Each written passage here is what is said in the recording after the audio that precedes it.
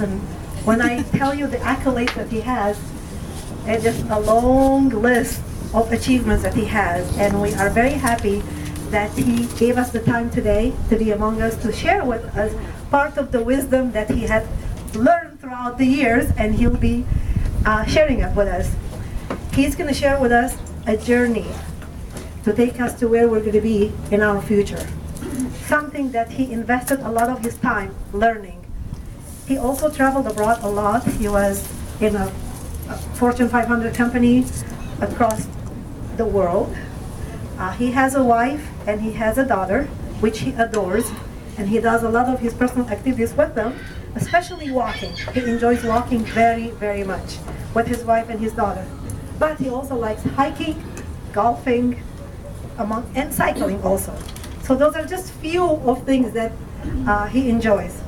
But not only that, normally I don't read, but I could not memorize all the certifications that he has. He outbeat me.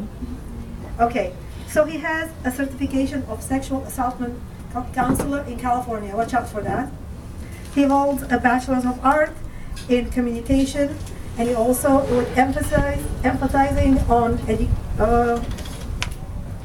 Master Arts of Counseling. I'm going to chop it off for you right now. He holds certification in HR management, financing, and also in employment relationships and corporate benefits. He also holds a certification in NLP practitioner.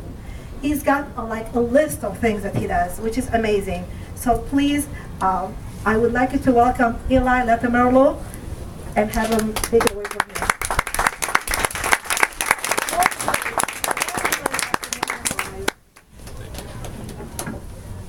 Well, thank you for that warm introduction and the warm reception, everyone. Hi, I'm Eli Latimerlo. And I'd like today to talk a bit about, I'm going to share a story. And then I'd like, with your permission, to go through a process with you that Madeline shared. I'm originally from the Midwest, a small town in the Midwest. And I know there's at least one other person here that's from the Midwest, but is there anyone else here, through a show of hands, who's from the Midwest? Yeah? Yeah? Technically? Okay, that counts. All right. All right. Oh yeah, definitely. Born in Minnesota. And, you know, my small town is one of those towns where when you drive along the roads, through the residential districts in your car, people just kind of wave. You get this? You know, you're driving and they're just kind of waving. And, you know, the first time I took my wife there, we're driving along and we're sitting going through any random street. People are sitting on their porch and they're waving, and I'm driving and I'm waving. She's like, "Wow, you know everybody." I'm like, "I don't know those people." This is Ohio, you know. We just wave. And so as a kid, growing up in that experience, it really taught me a lot of things. I was really impacted by that culture, the culture of warmth and hospitality, and also self-disclosure. It's one of the little side effects of that. And so, as I grew in that experience, my grandmother, who was this amazing woman, I'm sorry, can I actually have that? I just forgot something very important.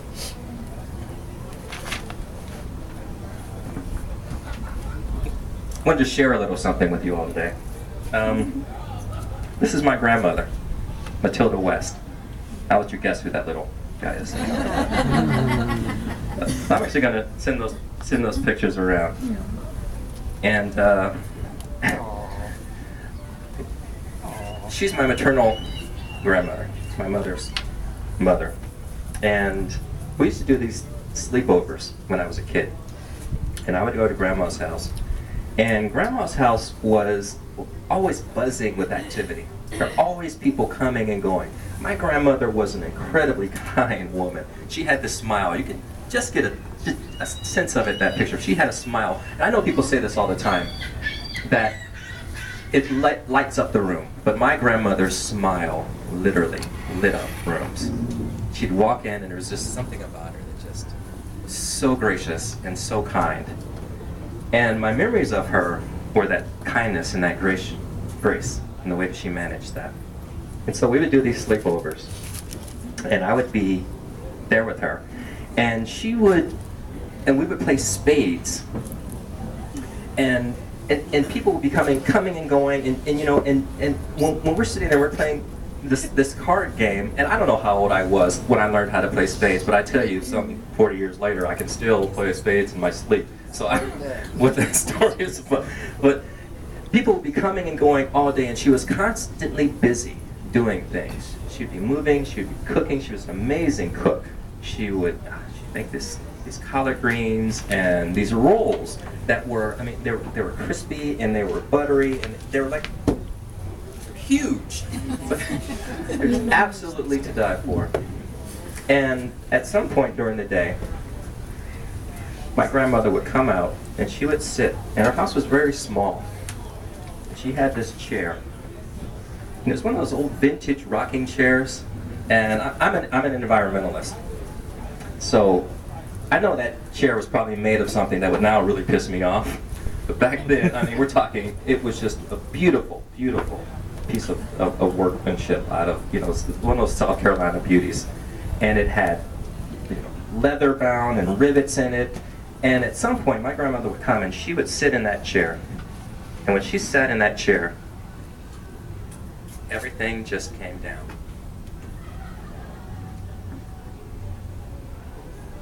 The people, if they were around, would start filtering their way out. Or if they were going to stick around, the subject matter changed. Everything slowed. They moved to a space of repose and reflection. The conversation changed. My grandmother and I would sit there. And you remember those old, I guess they're like TV trays, but they came in a set, and they would like have this thing, and you'd have to try to, okay, all right. So she had a set of those things, and I would, at some point, that tray would be set up, and we would sit there and we would play spades until it was too late, and I'd fall asleep, and I'd wake up the next morning in my grandmother's bed. And that kindness, that sense of that space really struck me. So you can imagine 25 years later when I was getting my certification for neurolinguistic programming. Is there anyone here that's familiar with NLP? Okay, a lot of people. All right. All right. This is an NLP crowd. All right. With my peeps. All right. So I was getting a practitioner certification, and my mentor, Tim Hobble, was literally committing the better part of the day talking about and setting up this particular process. And he kept describing what it was like. And for those of you who aren't familiar with NLP, I guess the best way to describe it would be, it's the study of human performance. And what they did was really quite interesting.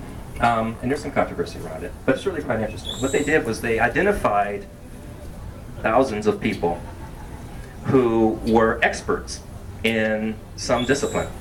And they interviewed those people and asked them what they thought they were doing when they were experiencing it, when they were, you know, hitting a forehand or shooting a basket or driving a sled. And then what they did was they videotaped those people actually doing it. And NLP is about the relationship between these people's perceptions of what they do and actually what they do in moments of excellence. So that's a study of it. So it's a really fascinating discipline. In any event, so I'm at this training certification, and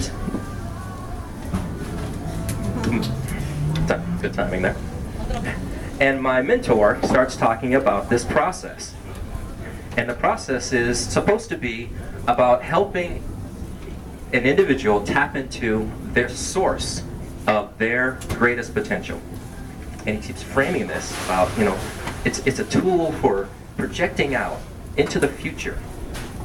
In NLP language, it's called future pacing. Predicting the greatness that is inherent in all of us.